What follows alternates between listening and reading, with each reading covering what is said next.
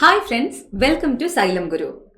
ഇന്ന് നമുക്ക് പരീക്ഷകൾ സാധാരണയായി ചോദിക്കാറുള്ള ഒറ്റയാനെ കണ്ടെത്തുക, ഓഡ് വൺ ഔട്ട് എന്ന് പറയുന്ന സെക്ഷനിലുള്ള കുറച്ച് ചോദ്യങ്ങൾ പരിചയപ്പെടാം. അപ്പൊ നമുക്ക് പോകാം.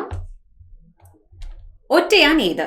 Option A root 81, option B root 256, option C root 324, option D root 567. ഇതിൽ നിന്ന് നിങ്ങൾക്ക് മനസ്സിലാക്കാൻ പറ്റും റൂട്ട് 81 എന്ന് പറയുന്നത് 9 ആണ്, റൂട്ട് 256 എന്ന് പറയുന്നത് 16 അതുപോലെ തന്നെ റൂട്ട് 324 എന്ന് പറയുന്നത് 18 ആണ്. 567 ഒരു പൂർണ്ണവർഗമല്ലാത്തത് കൊണ്ട് തന്നെ നമുക്ക് അതിന്റെ റൂട്ട് കണ്ടെത്താനായിട്ട് സാധിക്കുന്നില്ല. അതുകൊണ്ട് തന്നെ ഇവിടെ ഉത്തരം ഓപ്ഷൻ ഡി ആണ്. അടുത്ത ചോദ്യത്തിലേക്ക് പോകാം. അടുത്ത ചോദ്യത്തിൽ തന്നിരിക്കുന്ന 4 ഓപ്ഷൻ എന്ന് പറയുന്നത് 91, 93, 97, 95. ഇതിൽ നിന്ന് നമുക്ക് ഒറ്റയാനെ കണ്ടെത്തണം. ഇവിടെ നമുക്ക് അഭാജ്യ സംഖ്യകളുമായി ബന്ധപ്പെട്ടിട്ടുള്ള ഒരു ചോദ്യമാണിത്. നിങ്ങൾക്ക് അഭാജ്യ സംഖ്യകളെ കാണാൻ കഴിയുന്നുണ്ടാകും. നിങ്ങൾ മനസ്സിലാക്കി വെക്കുക, 91 മുതൽ 100 വരെ ആകെ ഒരേ ഒരു അഭാജ്യ സംഖ്യയാണുള്ളത്. അത് 97 മാത്രമാണ്. ഇനി നിങ്ങൾ ചോദ്യത്തിലേക്ക് നോക്കൂ, 91, 93, 97, 95. അപ്പോൾ ഇവിടെ അഭാജ്യ സംഖ്യയായി വരുന്ന 97 നമ്മുടെ ഒറ്റയാൻ. അടുത്ത ചോദ്യത്തിലേക്ക് പോകാം. 14, 55, 49, 63. ഇതിലെ ഒറ്റയാനെയാണ് നമ്മൾ കണ്ടെത്തേണ്ടത്. ഈ സംഖ്യകളിൽ നിന്ന് നമുക്ക് മനസ്സിലാക്കാനായി സാധിക്കും 14 എന്ന് പറയുന്നത് 7ന്റെ ഗുണിതമാണ് അല്ലെ, 2 × 7. ഇനി 49 ആണെങ്കിലോ 7 × 7 ആണ്. 63 ആണെങ്കിലോ 8 × 7 ആണ്. 9 × 7 ആണ് അല്ലെ. അപ്പൊ അങ്ങനെയാണെങ്കിൽ നമുക്ക് ഇതിന്ന് ഒറ്റയാനെ കണ്ടെത്തിക്കൂടെ? അത് ഓപ്ഷൻ ബി ആയ 55 ആണ്. അടുത്ത ചോദ്യത്തിലേക്ക് പോകാം. 23, 13, 21, 19. ഇതിൽ നിന്നും എങ്ങനെയാണ് നമ്മൾ അഭാജ്യ സംഖ്യയെ കണ്ടുപിടിക്കുന്നത്? നമുക്കറിയാം, ഇതിൽ നമുക്ക് നമ്മുടെ ഘടകങ്ങളായിട്ട് ഒന്നിൽ കൂടുതൽ ഘടകങ്ങളുള്ള സംഖ്യകൾ ഏതാണെന്ന് നോക്കിയാൽ മതി.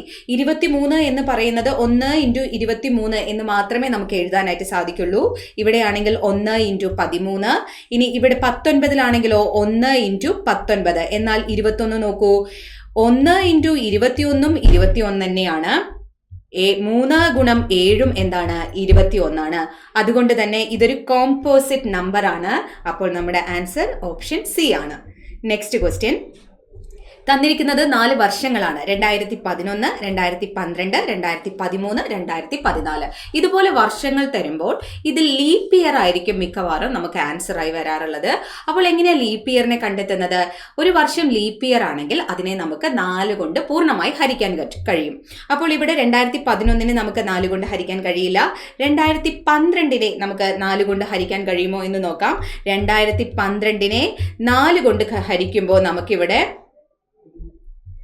503 ആൻസർ കിട്ടും അല്ലെ. അപ്പൊ നമുക്ക് എന്ത് മനസ്സിലാക്കാനായിട്ട് പറ്റും? 2012 ലീപ്പ് ഇയർ. അപ്പോൾ ഓപ്ഷൻ ബി ആണ് കറക്റ്റ് ആൻസർ. അടുത്ത ചോദ്യം ഇതാ, 68, 77, 78, 86. ഇങ്ങനെയുള്ള ചോദ്യങ്ങൾ വരുമ്പോൾ നമ്മളെ എല്ലാ ചാൻസും നോക്കി നമുക്ക് അവസാനം പ്രയോഗിക്കാവുന്ന ഒരു കാര്യം എന്ന് പറയുന്നത് നമുക്ക് ഈ സംഖ്യകളെ ഒന്ന് ആഡ് ചെയ്ത് നോക്കാം. 68നെ 6 + 8 ചെയ്യുമ്പോൾ നോക്കൂ, നമുക്ക് കിട്ടുന്ന ആൻസർ 8ഉം 6ഉം 14.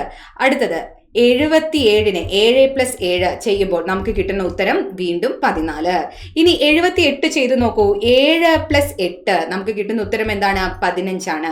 ഇനി 86നെ ആഡ് ചെയ്യുമ്പോൾ 8 + 6 എത്രയാ കിട്ടുന്നത്? 14 ആണ് അല്ലെ. അപ്പൊ ഇതിൽ നിന്ന് നിങ്ങൾക്ക് ഇപ്പൊ മനസ്സിലാവുന്നില്ലേ ഒറ്റയാൻ ആരാണെന്ന്? അതെ, 78 ഓപ്ഷൻ സി ആണ് നമ്മുടെ ആൻസർ. അടുത്ത ചോദ്യം ഇതാണ്, ഒറ്റയാൻ കണ്ടെത്തുക.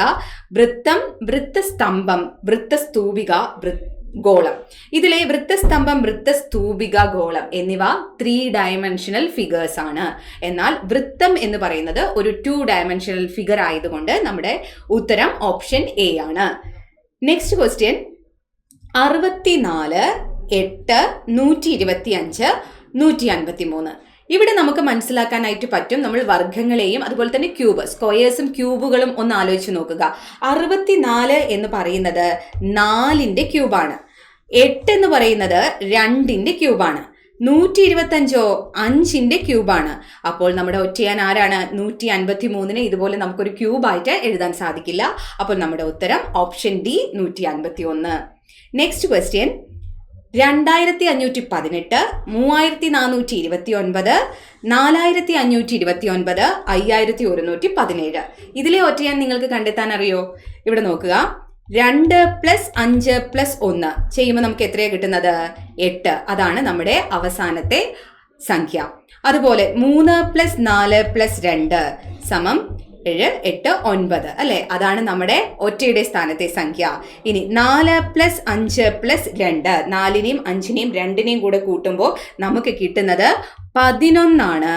അപ്പോൾ നമ്മുടെ ഇവിടെ ഒറ്റയുടെ സ്ഥാനത്തെ സംഖ്യ ഏതാണ്? 9 ആണ്. അതുകൊണ്ട് നമുക്ക് എന്ത് പറയാം? ഓപ്ഷൻ സി ആണ് നമ്മുടെ ആൻസർ എന്ന്. വേണമെങ്കിൽ ഓപ്ഷൻ ഡിയും നോക്കാം.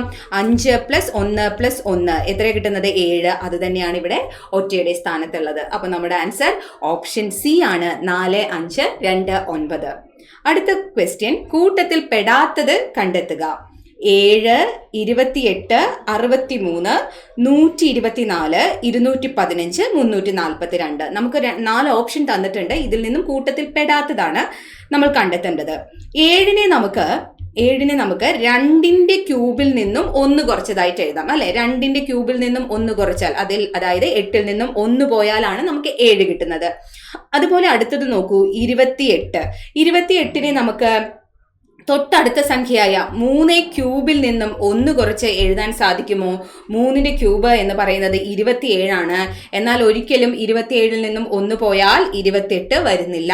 ഇനി ജസ്റ്റ് അടുത്ത സംഖ്യയും കൂടെ നമുക്ക് നോക്കാം. 124 എന്ന് പറയുന്നത് നമുക്ക് തൊട്ടടുത്ത സീരീസിലെ സംഖ്യ എന്ന് പറയുന്നത് 63 ആണ്. അപ്പോൾ 63 നോക്കാം. 63 എന്ന് പറയുന്നത് 4 ക്യൂബിൽ നിന്നും 1 പോയതാണ്. 4 ക്യൂബ് 64, 64ൽ നിന്നും 1 പോയാൽ 63. അതുപോലെ 124 ആണെങ്കിലോ? 124 5ന്റെ ക്യൂബാണ്. 5ന്റെ ക്യൂബിൽ നിന്നും 1 കുറയ്ക്കുക. 125ൽ നിന്നും 1 പോയാൽ നമുക്ക് കിട്ടുന്നത് 124. സോ ഇതിൽ നിന്ന് നമുക്ക് എന്ത് മനസ്സിലാക്കാം?